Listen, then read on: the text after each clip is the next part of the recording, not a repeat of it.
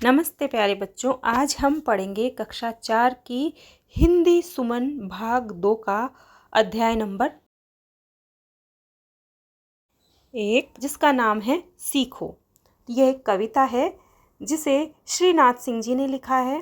पहले हम इसका वाचन कर लेते हैं, फिर इसके बाद हम इसका अर्थ और व्याख्या समझेंगे। तो कविता पढ़ लेते हैं पहले हम।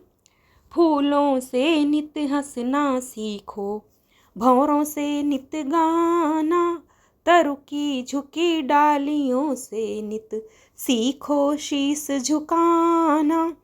सीख हवा के झोंकों से लो कोमल भाव बहाना। दूध और पानी से सीखो मिलना और मिलाना। सूरज की किरणों से सीखो जगना और जगाना। लता और पेड़ों से सीखो सबको गले लगाना। वर्षा की बूंदों से सीखो सबसे प्रेम बढ़ाना। मेहंदी से सीखो सब ही पर अपना रंग चढ़ाना। मछली से सीखो स्वदेश के लिए तड़प कर मरना। पतझड़ के पेड़ों से सीखो दुख में धीरज धरना। पृथ्वी से सीखो प्राणी की सच्ची सेवा करना। दीपक से सीखो जितना हो सके अंधेरा हरना। जलधारा से सीखो आगे जीवन पथ पर बढ़ना। और धुएं से सीखो हरदम ऊंचे ही पर चढ़ना। तो बच्चों, यह है आपकी कविता सीखो। अब हम इस कविता का अर्थ समझ लेते हैं। फूलों से नित हंसना सीखो, भंवरों से नित गाना। इस कविता के माध्यम से कवि श्रीनाथ सिंह जी कहते हैं कि हमारी प्रकृति में ऐसे बहुत से तत्व हैं जिनसे हमें कुछ न कुछ सीखने को मिलता है। जैसे फूलों से हमें हमेशा मुस्कुराते रहने की शिक्षा मिलती है और भंवरों से हमें गुनगुनाते रहने की सीख मिलती है। तरु की झुकी डालियों से नित सीखो शीश झुकाना।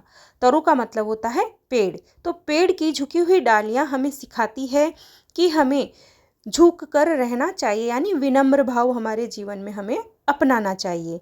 इसी प्रकार सीख हवा के झोंकों से लो कोमल भाव बहाना। जिस प्रकार हवा अपने कोमल भावों को, कोमलता को बहाती रहती है, उसी प्रकार हमें भी हमारे दिल से, हृदय से कोमल भावों को बहाने की सीख हवा से लेनी चाहिए। दूध और पानी से सीखो मिलना और मिलाना। जिस प्रकार दूध और पानी एक साथ मिल जाते हैं और फिर उनको अलग करना मुश्किल हो जाता है, उसी प्रकार हमें हमारे जीवन में मित्रों के साथ व्यवहार करना चाहिए कि जब एक मित्र दूसरे मित्र से कभी अलग हो तो उनको अलग करना मुश्किल हो जाए। इस प्रकार हमें हमारी मित्रता अपनानी चाहिए या मित्र से व्यवहार रखना चाहिए। सूरज की किरणों से सीखो जगना और जगाना। जैसे सूरज निश्चित समय पर उगता है और निश्चित समय पर छिपता है, तो वह हमें शिक्षा देता है कि हमें भी अपने जीवन में या हमारी दिनचर्या में निश्चित समय के अनुसार कार्य करने चाहिए, जिससे हम अस्त व्यस्त ना हों और हमारे सारे काम समय पर पूरे हों। तो हमें हमेशा समय पर उठना और समय पर सोना चाहिए। उसका निश्चित टाइम टेबल हमें बना लेना चाहिए हर कार्य का ही। लता और पेड़ों से सीखो सबको गले लगाना। जिस प्रकार एक लता एक पेड़ पर लिपट के ऊपर तक उसके से जाकर मिल जाती है और ऐसा लगता है कि दोनों आपस में गले मिल रही है, इसी प्रकार हमें भी सबको, यानी दीन दुखियों को या अन्य धर्म के लोगों को या अन्य किसी भी प्रकार के लोगों को सबके साथ गले लगाने जैसा व्यवहार रखना चाहिए, सबके साथ मिलजुल कर रहना चाहिए। वर्षा की बूंदों से सीखो सबसे प्रेम बढ़ाना। और वर्षा की बूंदें किसी में भेदभाव नहीं करती, सब जगह एक जैसी बरसती है और सबके साथ एक जैसा प्रेम बढ़ाती है। उसी प्रकार हमें उनसे सीख लेनी चाहिए कि हमें भी अपने प्रेम को हमेशा बढ़ाते रहना चाहिए। मेहंदी से सीखो सभी पर अपना रंग चढ़ाना। जैसे मेहंदी हथेली पे लगते ही अपना लाल रंग छोड़ देती है, उसी प्रकार हम भी अगर किसी के साथ रहें तो हमारी अच्छाइयों का प्रभाव उसके जीवन में आ जाना चाहिए। मछली से सीखो स्वदेश के लिए तड़पकर मरना। जिस प्रकार मछली समुद्र या नदी से बाहर आते ही अपने प्राण त्याग देती है, उसी प्रकार हमें भी स्वदेश यानी अपने देश से प्रगाढ़ प्रेम और राष्ट्रभक्ति के साथ रहना चाहिए। पतझड़ के पेड़ों से सीखो दुख में धीरज धरना।